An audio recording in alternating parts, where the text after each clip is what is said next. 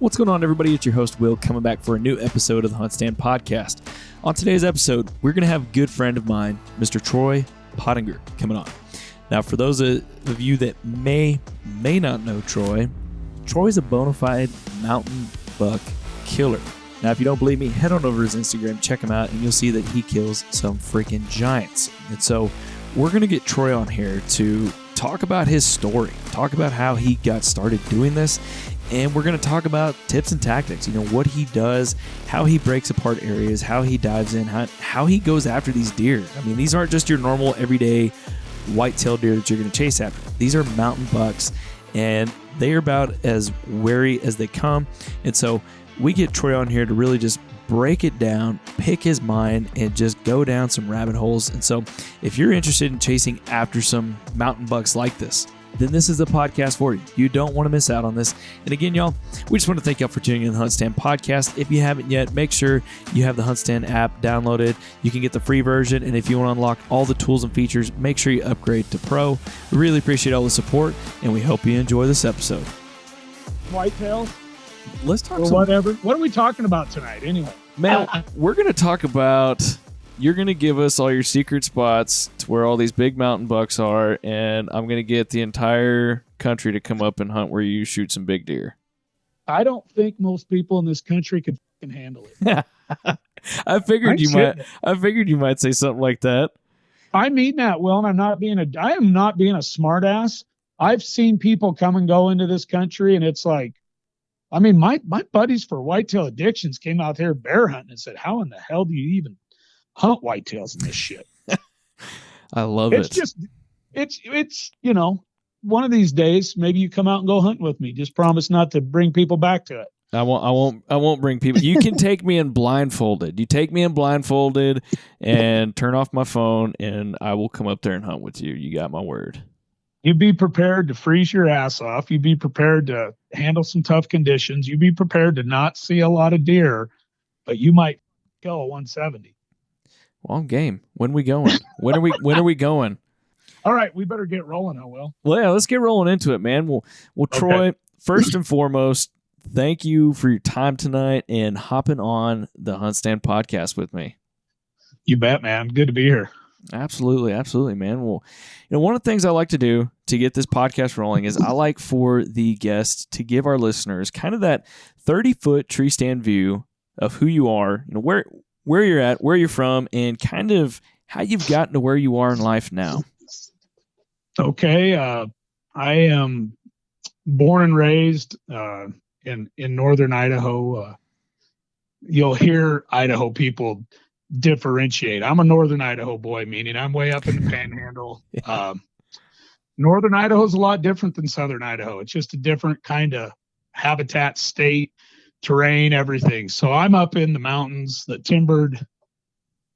I'm up in the big timber country and big timber industry mountains of northern Idaho. Okay. I grew up in a logging community.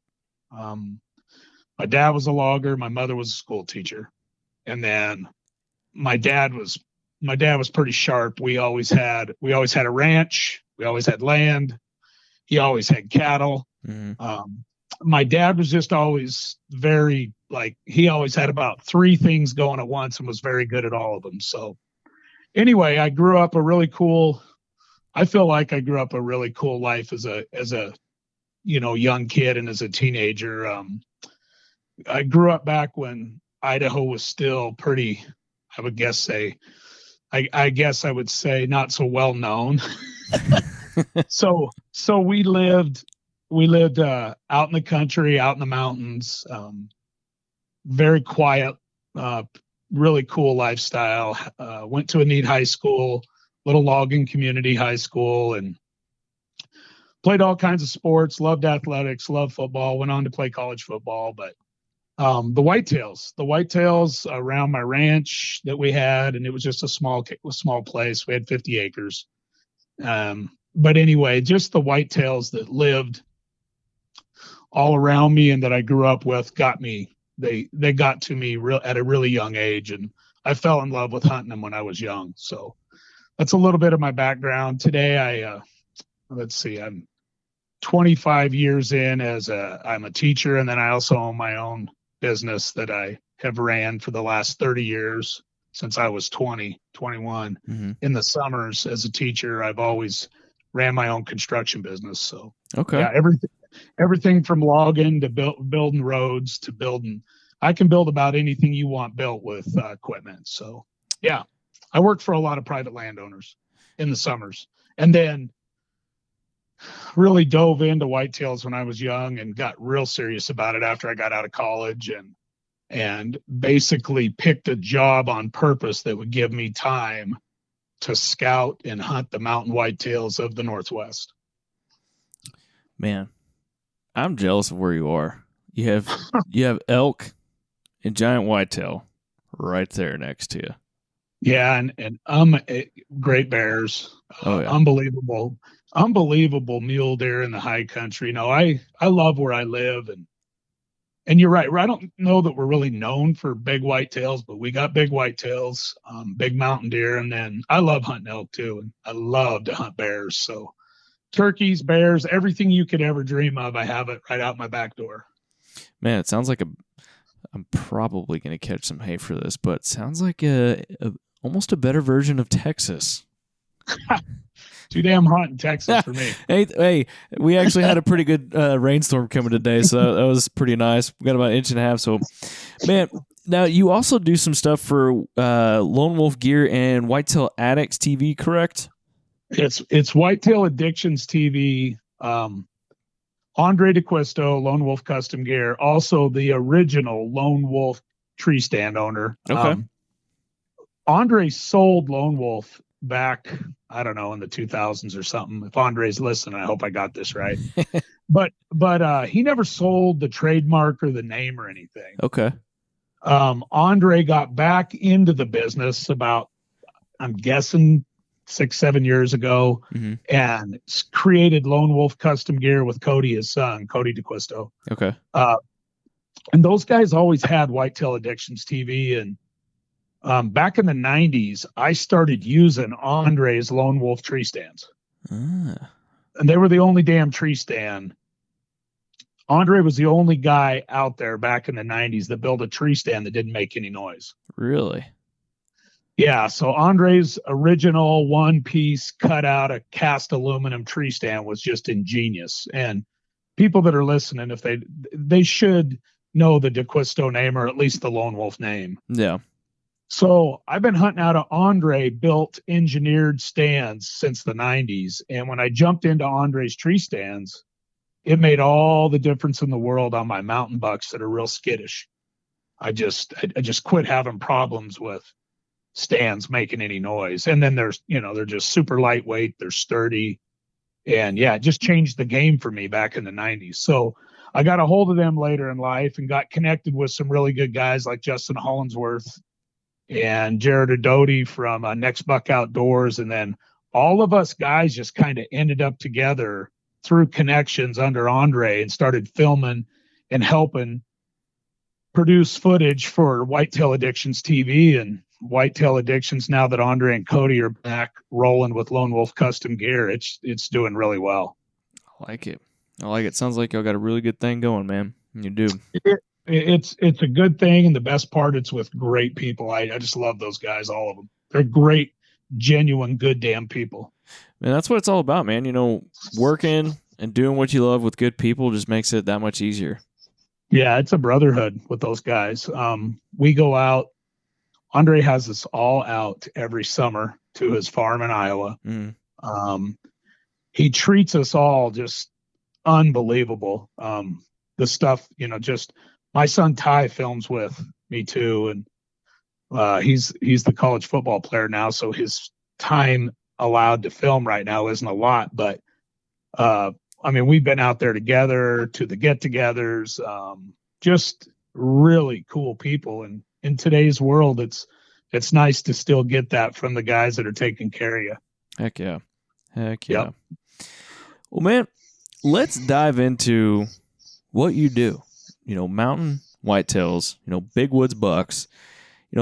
Talk to us a little bit about the areas that you're hunting. Kind of give the listeners a little taste of where you are and where you're chasing after these big whitetail. Okay. Well, I'm 52 years old this year, and That's like young. I said, yeah, I love, I feel like I'm 25 at heart still, but just a little wiser, Yeah. so a little better decisions. But anyway, I hunt basically two different scenarios. I hunt a lot of what I call small mountain country, and I would say that's that 4,000 foot down to 1,000 feet elevation type stuff. Mm-hmm. That a lot of times has agriculture in the bottom. Okay. So I would call those my ag bucks, even though they have big, beautiful mountains up to 4,000, 4,500 feet above them. And then I hunt what I call my backcountry whitetails. And that's probably my favorite. The backcountry whitetails are 10, 20, 30, even 40 miles, 50 miles away from any type of civilization, any type of agriculture, true big woods. We're talking as big a woods as you'll find in the lower 48. Yeah. And mountains that run up to 8,000-9,000 feet, and bucks that have never seen agriculture in their life. So when I say an ag buck, it's a mountain buck with some ag in the bottoms. When I say a backcountry whitetail or a high mountain whitetail, that's referring to literally bucks that have lived in the mountains their entire life. They've had to migrate. They migrate every year because of the snow levels. Mm-hmm. And they'll move as far as 10 to 15 miles in the winter to survive. Wow. And then they'll always move back up into their summer and fall ranges. And the snow dictates their life, the snow levels. So those are the two types of areas that I hunt. And if any of your listeners do their research, I have more access to public land than anyone else does in the lower 48 up where I'm at here. Yeah, we're going hunting together one day, man. We got to. So I don't hunt congregated deer. They may not have even seen a human. I hunt some bucks that don't lay eyes on humans very often. Do they hear humans? Yeah. Do they hear the loggers? Yeah. Do they hear the ATVs? Now remember this too. I mean, just to paint a picture for your listeners, this is logging country. Mm-hmm. So there's roads built into all of this big country. Yeah. But it would take nothing for a big whitetail to get 2-3 miles away from any road, 4 miles from a road, and envision really rugged, steep, in places almost mountain goat like terrain. Wow. To move around in and then hide out. So if a old whitetail that wants to stay away and be a hermit and stay away from any type of human pressure, they can find big pockets of areas to hide out in. Yes, that doesn't have a road cut through it, but there's roads close enough to where they hear vehicles and whatnot. But you can't always get real close to them unless you're willing to really work your ass off for it. Yeah. Yep. Man, sounds like beautiful country though. So, kind of tell us how do you break down these chunks of public land, and how are you going about going into these places, going to set up stands and hunting these? Like, what's your first method of approach when you're looking at going after these bucks? Well, it's been decades of research and working really. I put a ton of time into it. Before I was married, I always had a goal, and I stuck to it every year for probably about 10 years because I didn't get married till I was 30. Okay. And when I got out of college, and even during late high school and in college, I would put a lot of time in the summers. But I always had a goal right when I got out of college to spend at least 220 to 250 at least partial days a year in the woods, mm-hmm. even if that meant after work, So years ago, I really keyed in on favorable habitat, meaning deer need to live where they have very favorable habitat in the mountains because of predators. Yeah. We have grizzlies, wolves, mountain lions, black bears. Coyotes are low man on the chain, food chain out here when it comes to a predator. They're just like nothing to a deer. They don't even bother them. But we have these alpha predators, so whitetails position themselves in these mountains where they have wind advantages, because our country is so heavily treed. Our forests are just gigantic and thick, and we get a lot of rain. So we grow timber extremely fast. That's why this is a great timber industry area. And we have a ton of underbrush. So whitetails, what they do is they settle into very favorable wind advantageous habitats that provide great security cover, great feed. This country that I hunt in, all 3 states, Northwest Montana, Northern Idaho, Eastern Washington, the mountains all hold great water sources. Lots of runoff streams, full year-round springs, creeks, rivers. I mean, just water everywhere. Yeah. So they usually don't have a hard time finding water up here. Man. So all that to say, I started keying in on when I was younger on great habitat, great security cover, wind advantageous areas where whitetails could use the daily prevailing winds and thermals to keep them alive from predators. Okay. Because I'm like probably 4th or 5th on their chain as a hunter of what they're afraid of the most. You're not at the top of the food chain. Not for the predators out here. And I'm a pretty decent whitetail hunter, but I guarantee you the bucks I hunt are more worried about the pack of wolves that's going to eat their ass. Yeah, that's true. That's true. Or a mountain lion. That is very true. So what happens out here is you hunt a different whitetail. You're hunting a whitetail that is on edge and very careful all the time because they get hunted 24/7, 365 days a year. And they're crackheads. They're straight up crackheads. I mean, they are on edge all the time. It amazes me that some of them can get to age 10 out here, 10 or 11. Man, it just amazes me with the harsh winters, the snow, the migrations, the predators. I mean, I've had whitetails on camera that have just been torn apart by mountain lions. Dang. I mean, just stuff you'll never see anywhere else. Would you say that these deer are more skittish than a mule deer or elk that's up on the mountains? Mule deer are stupid. They're not skittish.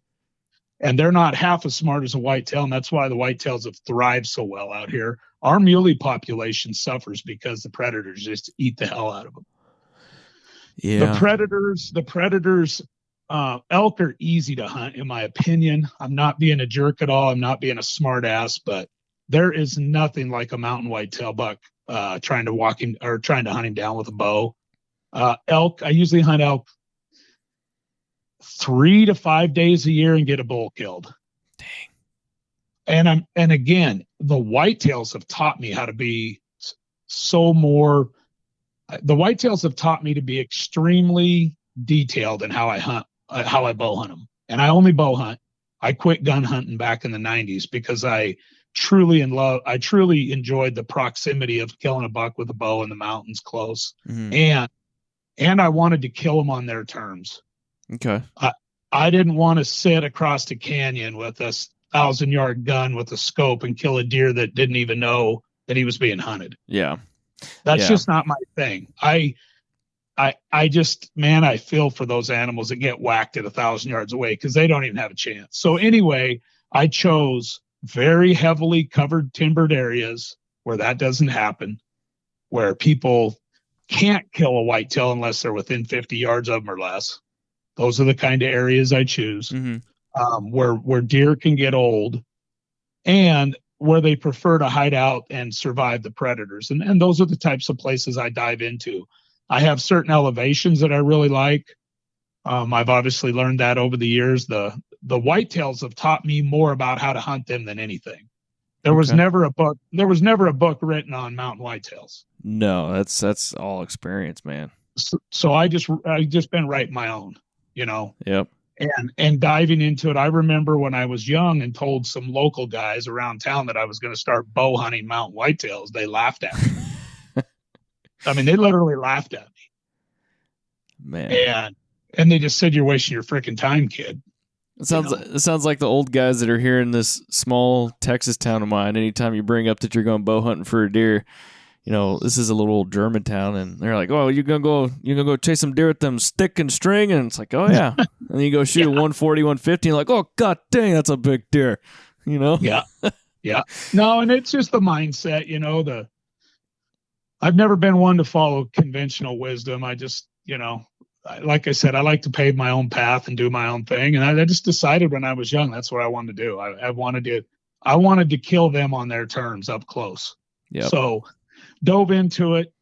My background's in kinesiology and biology. So for me, studying the science of a whitetail was huge for me, even in high school. Yeah.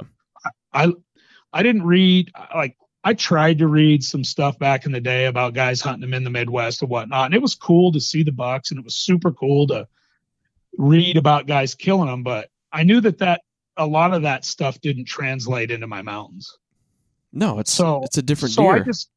So I just dove into these animals, and I had a really smart whitetail hunter tell me once, and this was way back. This was in my 20s. And this was a guy that was actually not in my state, but he hunted big woods. Mm-hmm. And all he said to me, and I never forgot it, is he said, let those deer teach you more than anything. Don't listen to people. Don't listen to somebody that has no experience and they don't have a resume, of killing bucks where you do. And if they don't have a background in it, don't listen. He said, you go out and figure it out based on what the deer teach you. So it made sense to me in my teens and 20s to read everything I could on whitetail biology.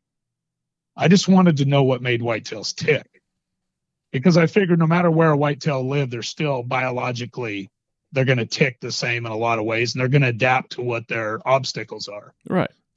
So I dove into that. I dove into the science, and what I found was in my late teens, early 20s, is that in my mountains and in Idaho, you cannot put out bait.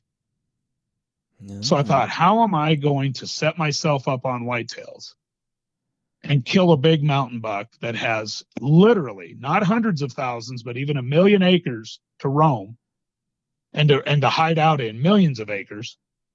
How am I going to kill him out in this giant woods? Well, I dove into the biology of whitetails and really got interested in scrapes when I was young. Okay. And as a shed hunter, picking up sheds in the spring, I picked up a lot of sheds in my teens and 20s. So that means I walked hundreds of miles a spring, easy. A lot of miles. Easy to walk 100 miles in a spring. We probably walked more like 200 or 300 a spring back before I was married and had children. Yeah. We had a little bit more time. But again, like I said, I didn't get married and slow down till I was 30. Yeah.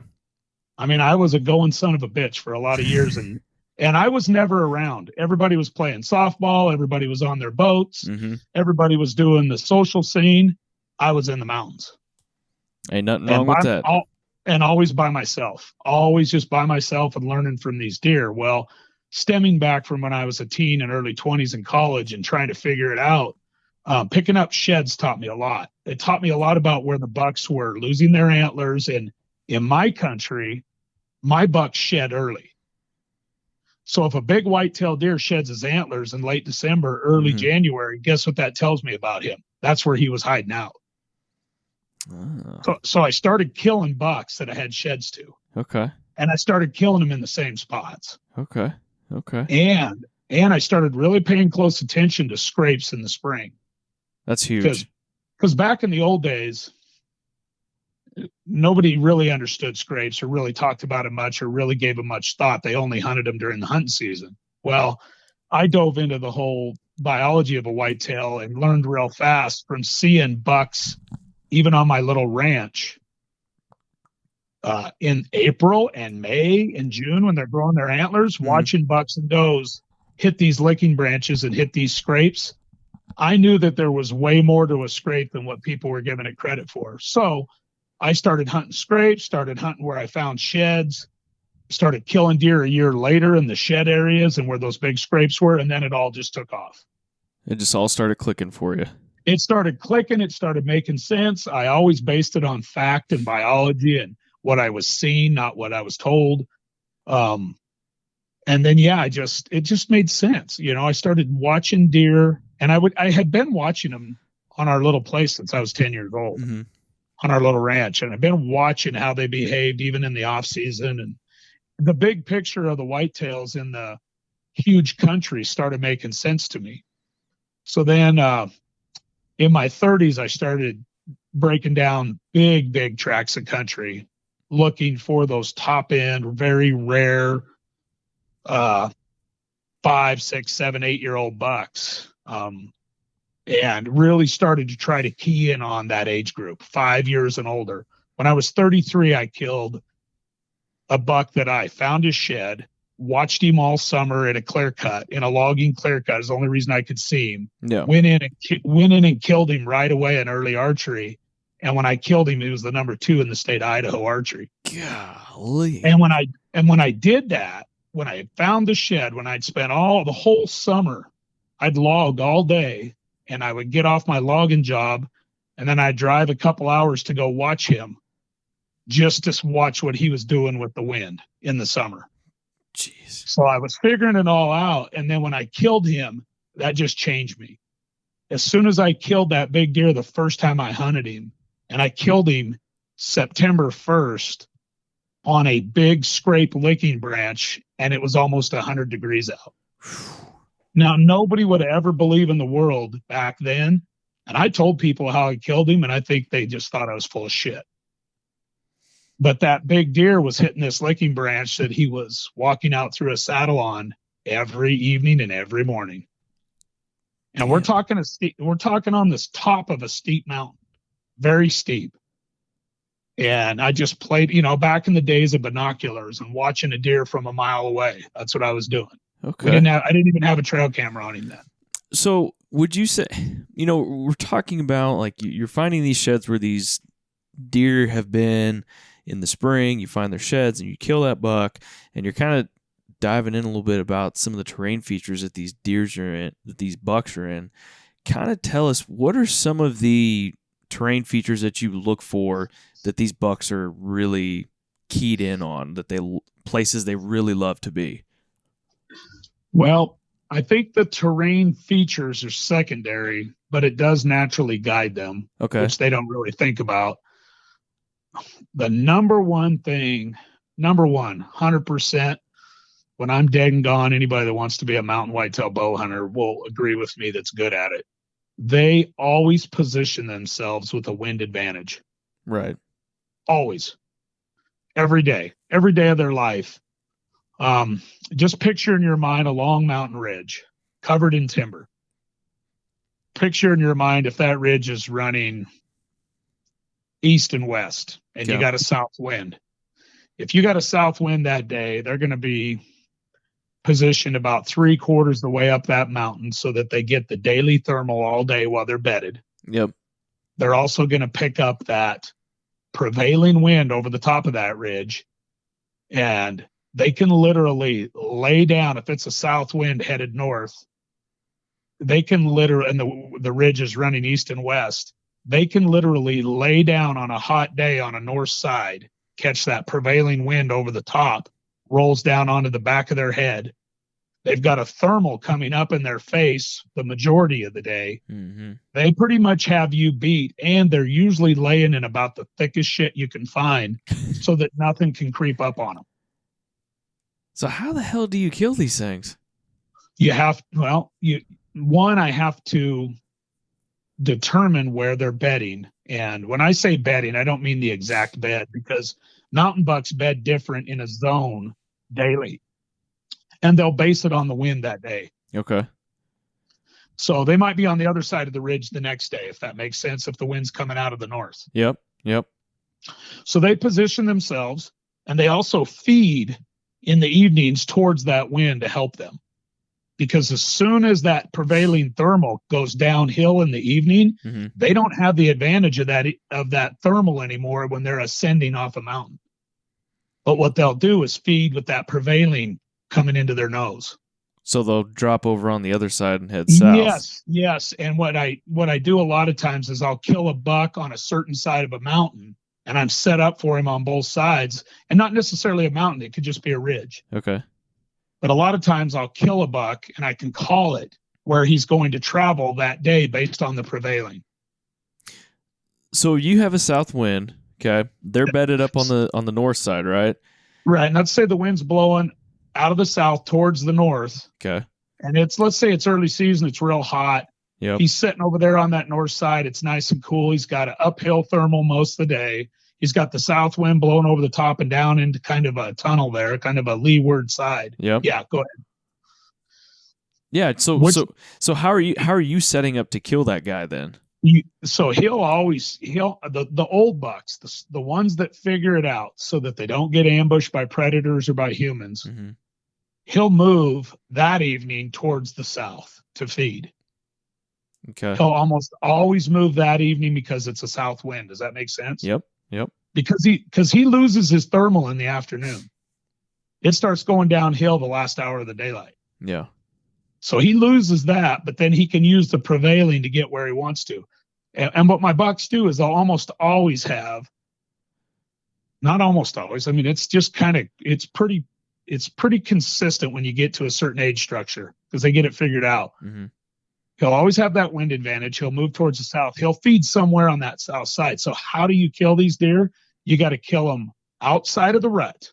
You got to kill them close to their bed. And you got to kill them on a wind that's perfect for them or almost perfect for them. Mm-hmm.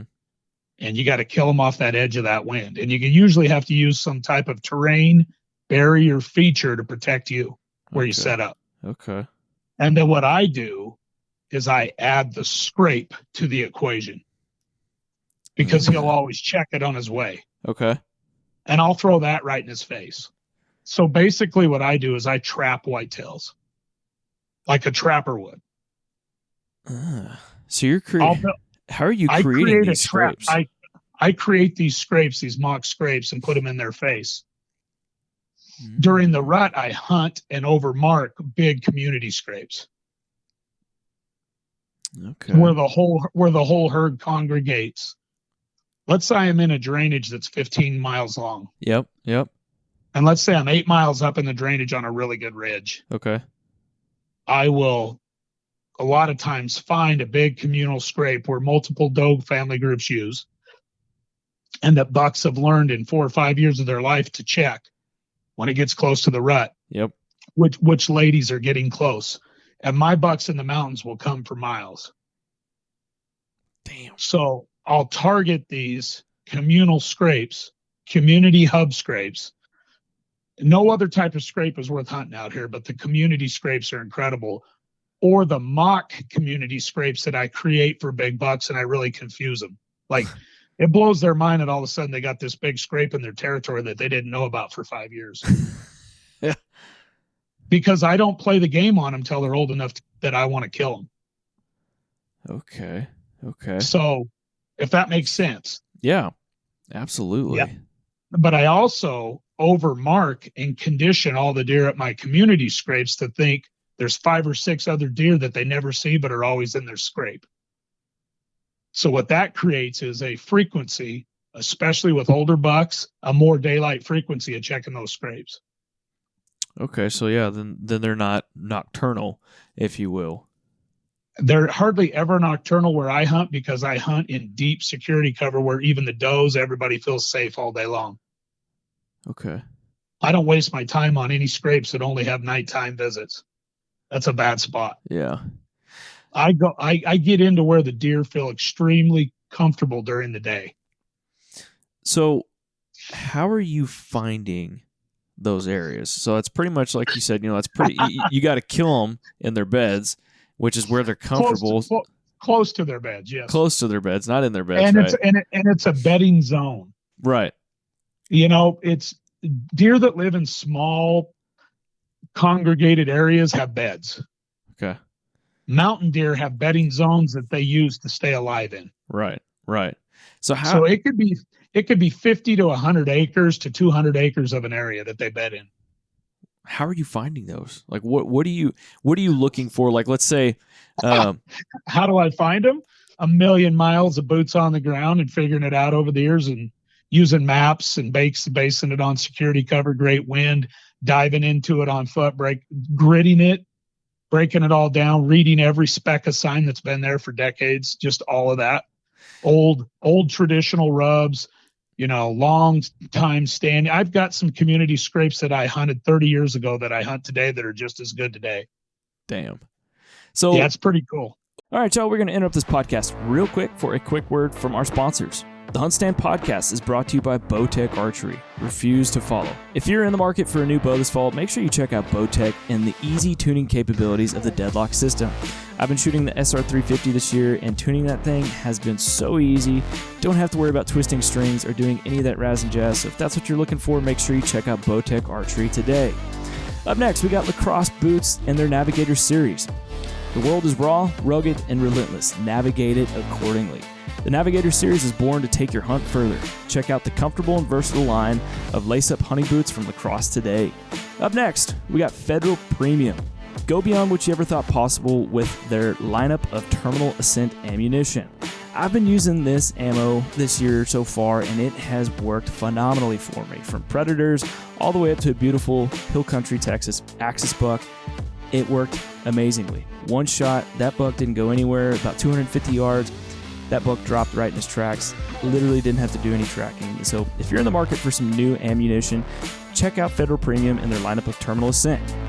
Up next, we got Browning, the best there is. I'll be using their new lineup of Ovix gear this fall, so I'm really excited to check that out and just get to use it this fall all the way from the whitetail woods up in the mountains chasing elk. And finally, we got Worksharp, the knife sharpening company. I use their MK2 knife sharpener on every knife in my house, in the kitchen, in my pack. It makes sharpening your knives a breeze. My wife even loves to use this thing. It makes everything super easy. So if that's what you're looking for, make sure you check out Worksharp today. All right, y'all, we're going to get back to this episode of the HuntStand podcast.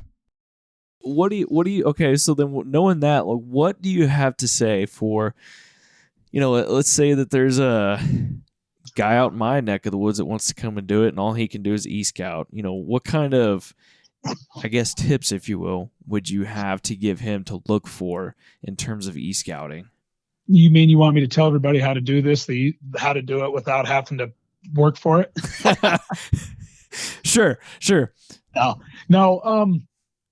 That's always the $1 million question people ask me is, make this easier for me, Troy, so that if I come and try to do this, I'll tell you what you got to look for and I don't think very many whitetail hunters are trained this way just because they don't hunt mountain whitetails that have heavy predation. Right. The first thing that I start with on a map is, and I know I got a lot of guys doing this now because guys come to my boot camps, mm-hmm. and I teach them how I do it. So in a nutshell, what I do is I have a big screen, and obviously e-scouting has become really big in the last 10 years for me. Big time. It just makes it even easier. Yeah. Because I learned everything the hard way first. So then when I was able to add it to a map and e-scout, it was just like, this is amazing, you know? Now, for your listeners that have never learned any of the stuff I learned with boots on the ground over the decades, I always start with, and I teach this in my classes, I always start with Google Earth on one screen and Topo on the other. Okay. And I overlay them, click back and forth. And what I look for is certain elevations where big whitetails like to bed and live and survive. And then I look for the elevations that are usually lower where the doe family groups live in a little easier terrain. Mm-hmm. And then I play the game, not the game, but I have a system that I look at all the terrain features that basically allow a mature whitetail buck for 2 or 3 months to be able to monitor doe family groups by running lateral lines or just being upwind of the thermals during the day, even in his bed. He can keep track of does that are 2, 3, 4, 5, 6, 700 yards away with the mountain thermals. And then I will look at those topographical features that allow him to get down to those big community scrapes, check on those does, go back up, because deer run vertical year round except for the rut in the mountains. Yeah. They bed high, they feed lower at night, They water lower at night a lot of times, and then they go back up in the morning in the daylight and bed high. Well, the bucks do that even higher above the does, the old bucks. Okay. So what I do is I target those zones where big buck core, and when I say big, old buck core bedding areas overlap if you drew circles where the great doe family group living zones are, if that makes sense. It is. And then I slide into those spots. In the off season, I walk the heck out of it, and I break down all the old sign, all the trails, find sheds. As long as the snow hasn't pushed my big bucks out before January 15th, I still find a lot of sheds in the high country. And I do have to keep note of when the big snows come. Because if the real big snows come before January 15th, there's going to be a lot of sheds on the migratory paths. Okay. If that makes sense. Which can be misleading. Yes, unless you know what you're looking for and you keep track of that. Right. Okay. Now, do I go find a lot of sheds on in the migrations? Absolutely. Yeah. But my oldest whitetails tend to shed first. Really? Yeah, they're the ones where their testosterone drops way off after working so hard. Yeah, and then those antlers just fall off sooner. And it protects them old bucks. They drop earlier and they're not packing that much weight. The younger whitetails in the mountains will carry their antlers longer for the most part. Okay. Now, a very stressed young whitetail will drop his early too. Okay. So there's just all these dynamics that come into play. But back to your original question, I dive into those favorable topographical features for whitetails and wind and security cover, and that they have those scrapes involved and their communication hubs. And then I love to come in when I set up and hunt and kill these deer. I love to come in on lateral elevations, always off to the side of the thermals and the prevailings, or off to the side of the thermal, and I use the prevailing. A lot of times I set up on the east side of a big buck on a scrape, because I don't hardly ever get an east wind. And I enter a lot from the east. And then I play the game of trapping him at my scrapes before he descends down off an elevation for the evening to feed, or during the rut, check on does. And then I'll catch him in the morning coming in the back door a lot of times when he's ascending. I meant descending in the evening. Sorry. Yeah. Ascending mornings. Sorry for your listeners. Descending in the evenings or catching him ascending in the mornings. I'll come in real high and catch him before he enters his bedding zone at one of my scrapes and kill him there. Now, during the rut, I set all day because my bucks will check those scrapes all day long. Damn. You got me thinking all sorts of things right now. And it's all wind driven. It's all wind and thermal driven. And if you come into the mountains and you don't understand wind and thermals, they will kick your ass as a whitetail bow hunter. Yeah. I was going to say, hell, I've had a hard enough time already in the elk woods and chasing after mule deer. Some of those Colorado mountains can be a little shifty on you, so I couldn't even imagine. They are. And elk are easy because you can move around on them and make noise. And as long as they don't see you or smell you, you got it. With the whitetail, they can't hear you. If they hear you, they avoid you. If they smell you, they don't even come near you. At least with elk, you can use sound and vocalization to move all over. You can stomp around all you want if they can't see you or smell you. And then you can adjust yourself with elk, with the thermals and the winds and whatnot, and move. With a whitetail, good luck trying to walk up on a whitetail in this country. Yeah, I would say elk and mule deer are definitely more acquisitive. And I mean, I've seen that myself. Like a whitetail, no, they're going to be gone. I mean, hell, they're very low tolerant animals. Yes. Like I'll give an example. I mean, this past January, I was hunting mule deer in Arizona, over the counter, public land with a bow. And it was some pretty open country. And the guys we were sharing camp with, they had a couple of those shoot through ultimate predator decoys. And they had a mule deer one, and all they had left was a shoot through cow elk. And I said, give me that. I mean, I've got some mule deer that I could walk right at. And my buddy that was with me, we had these mule deer show up, and they're in this saddle, and there really wasn't a way to get to them. Right. And so my buddy's going, what are you going to do, man? You just going to drop over the backside and try and get to him quick? I said, no, I'm going to walk straight at them with this decoy. As soon as they saw that decoy head pop up and they see this cow elk, Yep. they immediately start coming to me. I'm shitting you not. I had 6 does and a shooter buck walking right at me. And I believe you. They're so inquisitive, and the problem was I didn't have anything to hide behind or get to, and so eventually I just had too many does work their way around me before I could get a solid shot on the buck. And long story short, missed the buck at 80 yards. Didn't happen for me, but that's okay as an experience. But yeah, just to kind of to your point, they have no tolerance like a mule deer does. Yeah, the mountain whitetail, if they would have saw that cow elk pop up, they would have split. Yeah, and like I've tried whitetail decoys before. I mean, in Texas, they're not even really tolerable to them. Right, and I've got a hunt, not far from you in Oklahoma, and the deer do behave different when I hunt the South or when I hunt the Midwest. Mm-hmm.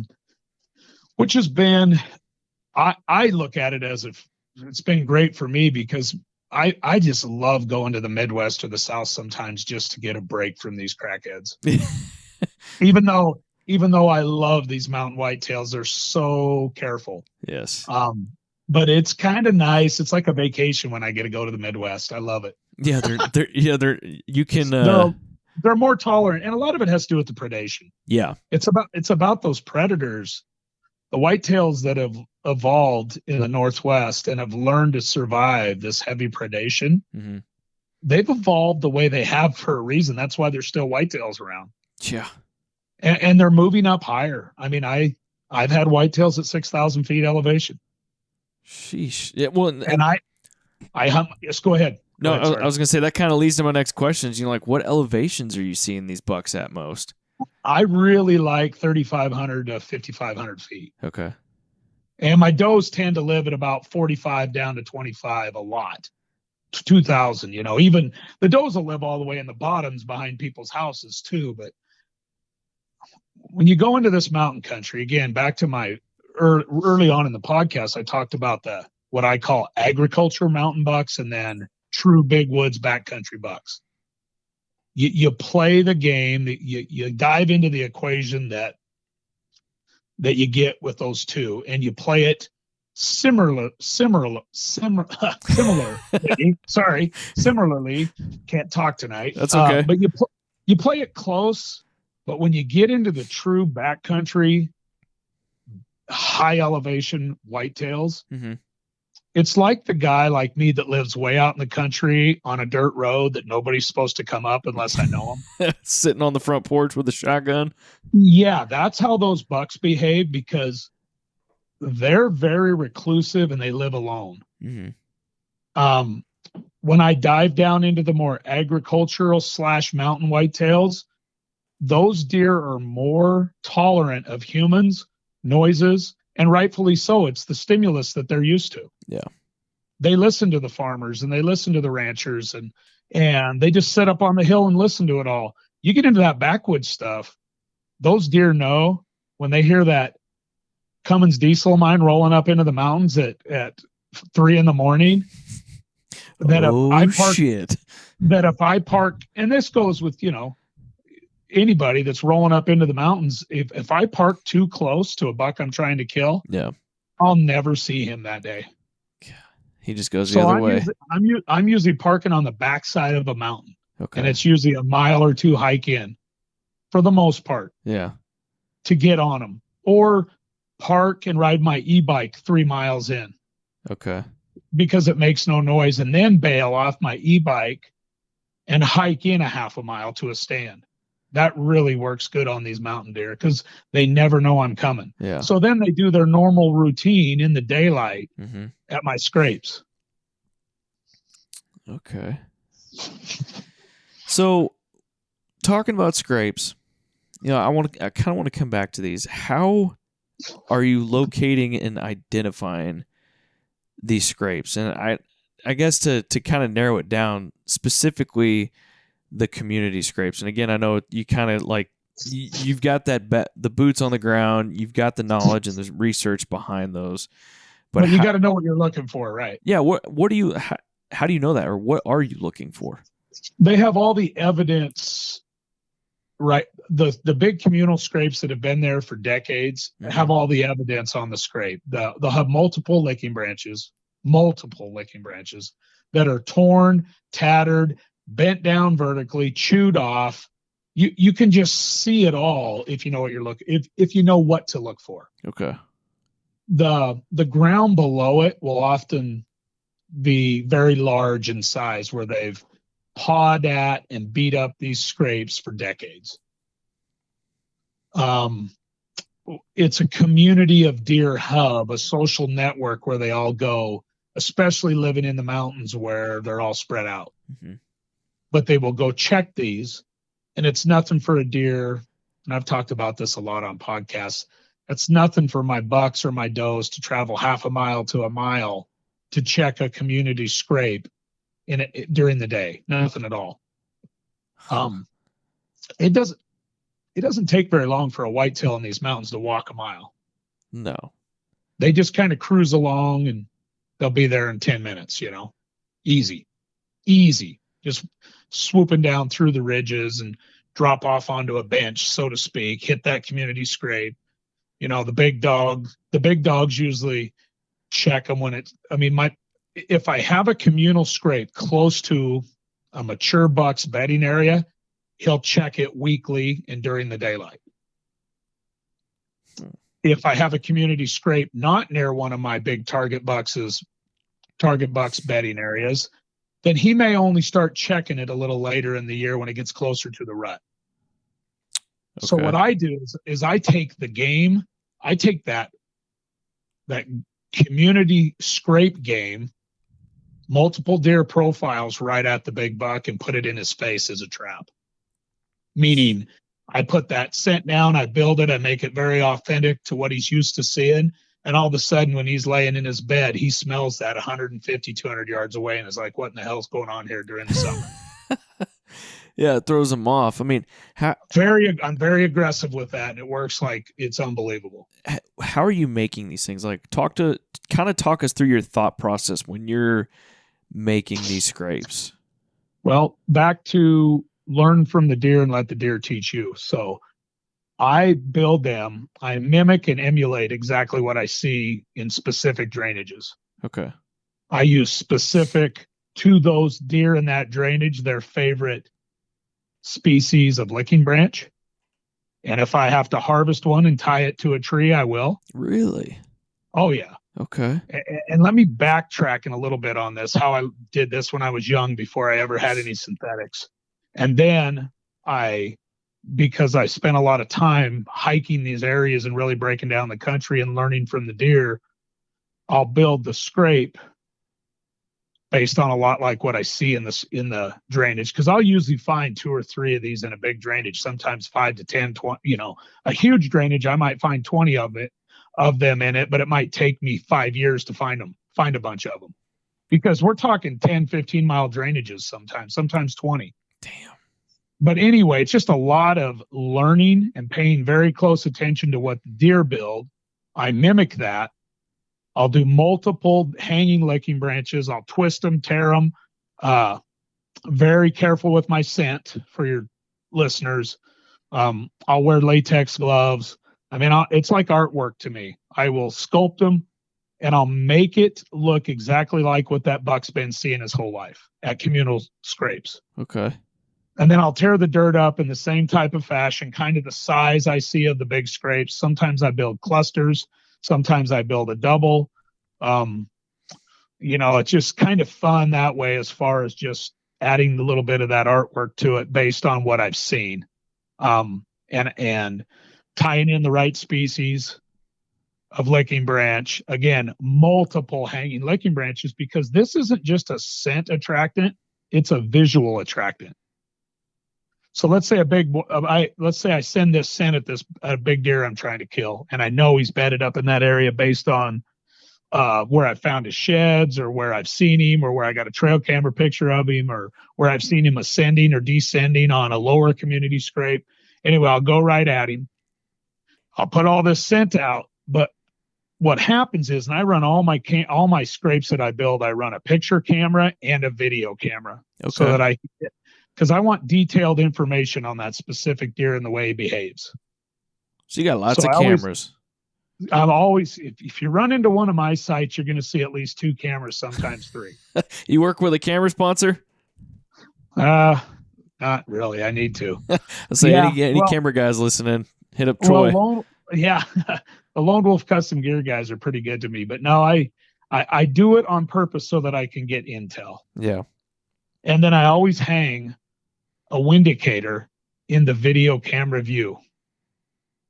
That way, when he rolls in for the first time, second, third, fourth, fifth, 10th time, whatever, on video, I am breaking down what wind direction he's using to get to the scrape. So that tells me a lot about him.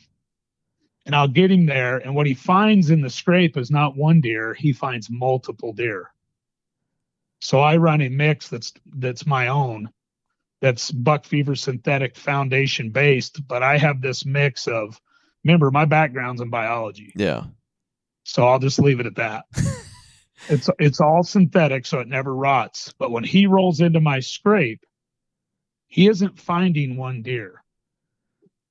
He's finding multiple deer profiles of different glands and different deer. He's a 5-year-old buck, and he's like, what in the hell? How did I miss this?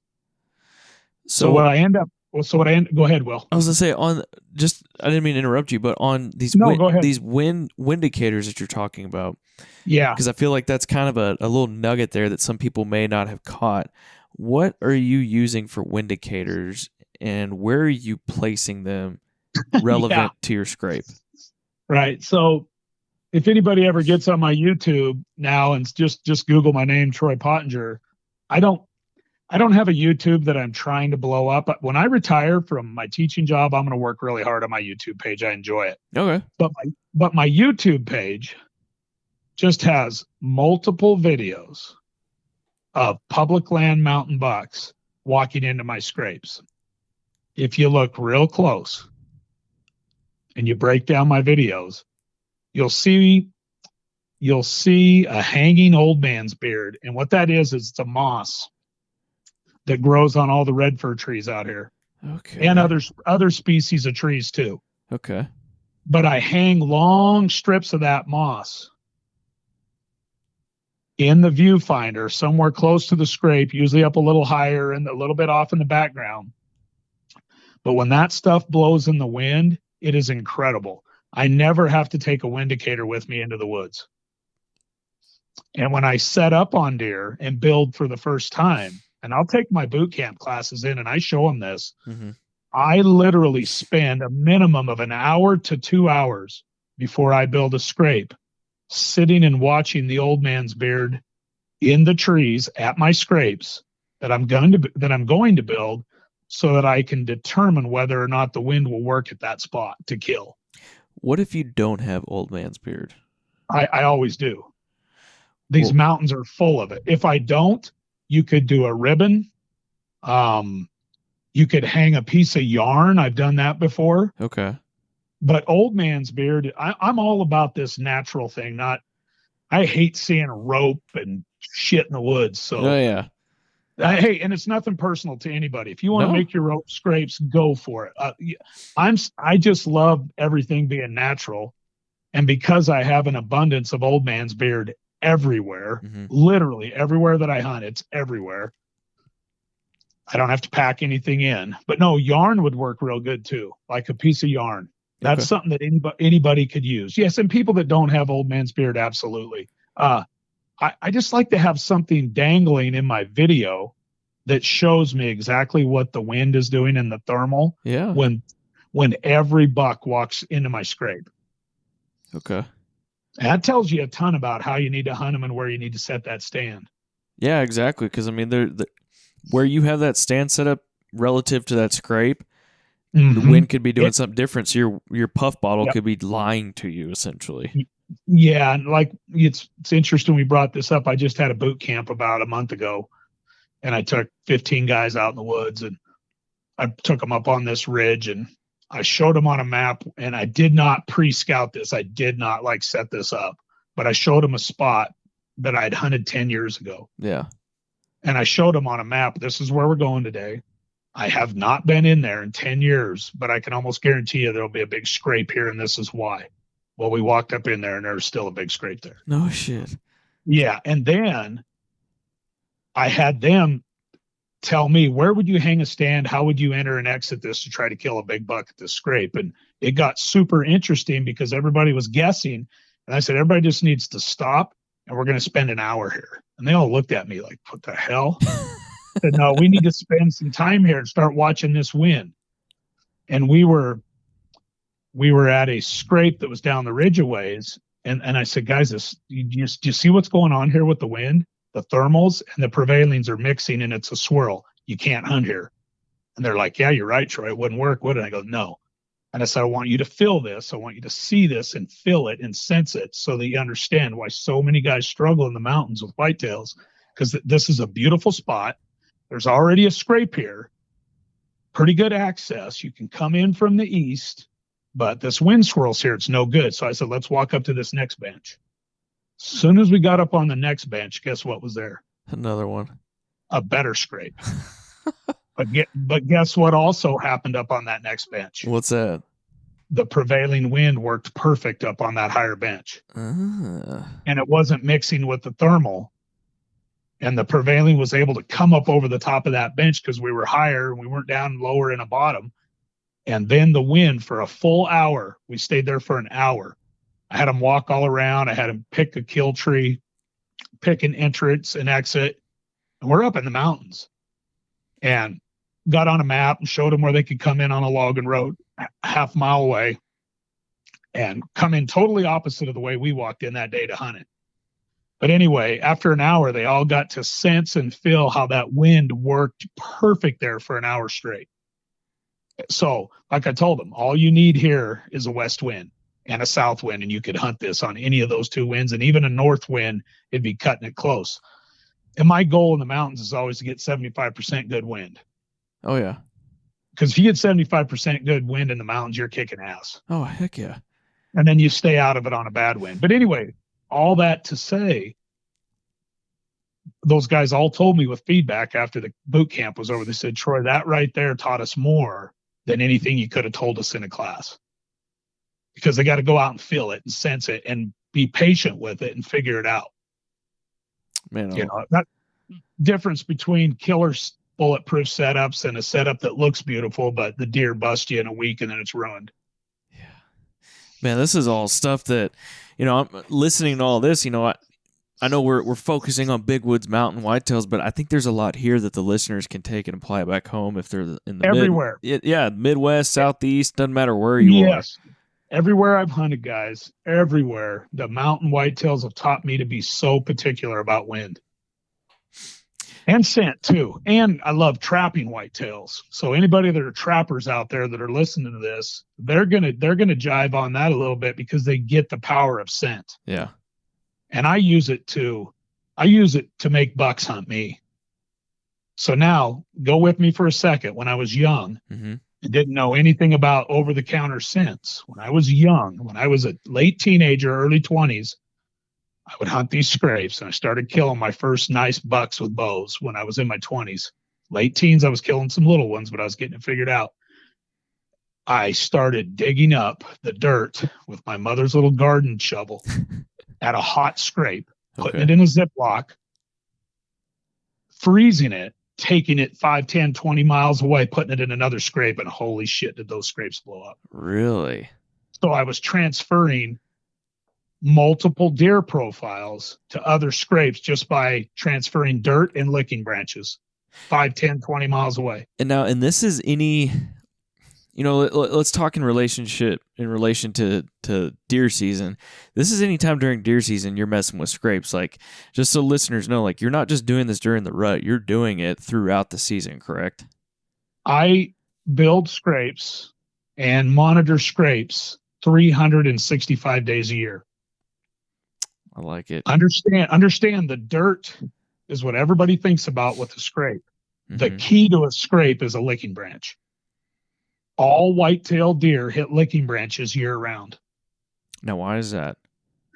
They do it to send social messages to all the deer in the herd, how healthy they are, that they're still alive, they're around. And even if you watch it there in Texas, I see it in Oklahoma, licking branches are huge. I mean, they are a year-round social post for whitetails.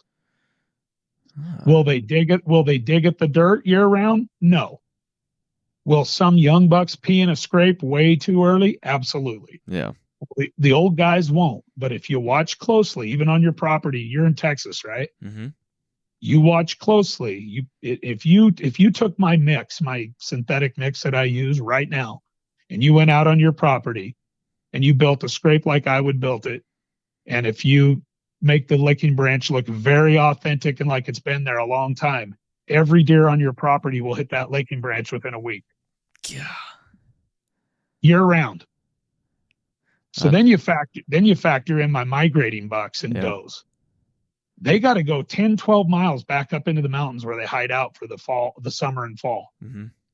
Guess how they recommunicate and let everybody know they made the winter? They go and hit that community scrape. They go right back to those community scrapes like clockwork every year. Same does, same bucks, and all the young. And then think about the conditioning of the mother does that condition their fawns to hit those scrapes when they're babies. Dang. It's awesome. It's whitetail science that does not get. It's starting to get a lot of traction because a lot of guys have heard my podcasts, and other guys out there too that get it too. I mean, I'm not the only guy in the world that hunts scrapes, but I know that in the mountains for 30 years I've done it. And when I was initially doing it, well, it's been 35 years, 36, 7 years now. When I was talking about scrapes back in my late teens, early 20s to people thought I was talking about rubs because I said the word scrape. They didn't even know what a scrape was. That's true. There's I feel like there's still confusion there. Right. And then here's another added interesting biological play on whitetails.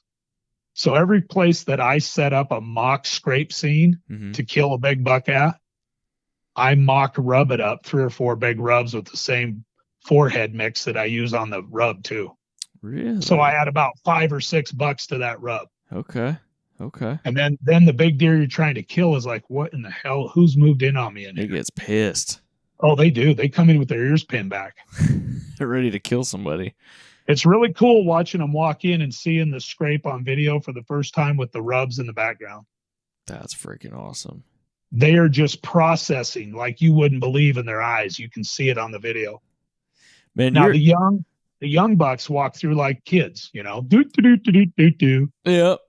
They run up and they go crazy on the licking branch, but those big deer, those old deer come in and just stare at it and look it all over. They scent check it like you wouldn't believe, even in the spring. And they just lip curl and scent check it, and then they work it, and then they start over marking it for me all summer and into the fall if I'm close to them. Mm-hmm. Man, you were getting me all jacked up for deer season right now. It's fun. It's fun, Will.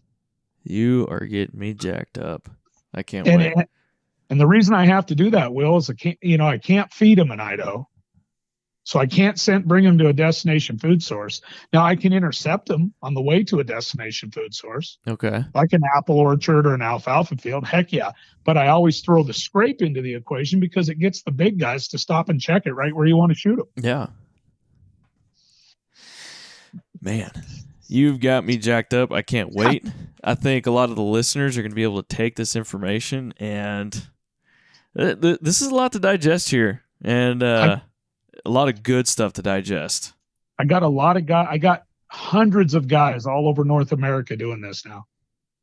Well, with a lot of success. You got me doing it, so it's basic whitetail biology that gets overlooked and that doesn't get enough credit. I agree, man. All food and water is basic whitetail biology too. All the rut is basic whitetail biology. Why not tap into all of it instead of just one aspect of it? Learn that and let the deer teach you something. The deer will teach you more than anything in your environment. Wherever you hunt, tell guys all the time, go learn from your whitetails and learn from your old does and learn from your oldest bucks. watch them the closest. Yeah. Watch them on your videos. Those old does and those old bucks will teach you more about how they navigate a habitat and how they teach the young to navigate it than any other animals out there. Okay. Well, man, Troy, man, I know we're running short on time here, but kind of let's give the listeners, give them one last golden nugget to take out in the deer woods with them before we part ways here. I think the best advice I can personally give anybody is be your own whitetail hunter. Don't buy into every little fad or trend. See it for yourself, believe it for yourself before you do it, test it, and do not worry about living up to somebody else's freaking standards on social media or in the world. Go have a blast, kill whatever makes you happy, shoot straight, be ethical, and just enjoy the hell out of it. I've had the best time of my life being a whitetail hunter. Some of the best days of my life ever, aside from my sons being born and probably getting married, and have just been being alone in the whitetail woods or being with my kids in the mountains. I love it, man. Good advice there. Troy, where can we find you on social media if people want to follow you? Yeah, and social media is the best place. My Facebook is usually about packed, but it's just Troy Pottenger. But I spend all my whitetail time on Instagram, and my handle is MTN_man, so Mountain Man 33. Got it. Well, man, I will drop that down in the description for all y'all. So if y'all want to check out Troy and give him a follow, y'all can head on over there.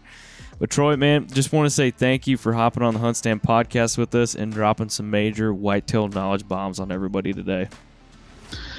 Will, thanks for having me, and I'm looking forward to working with HuntStand this year and getting some media out there to you guys, and it should be a blast of a season. Thanks for having me. Absolutely, man. Can't wait.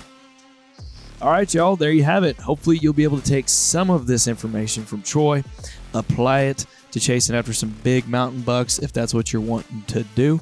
He kills them. He gets it done. The man knows what he's doing. So, Troy, we just want to thank him for hopping on the podcast with us. We appreciate y'all tuning in, and we'll see you on the next one.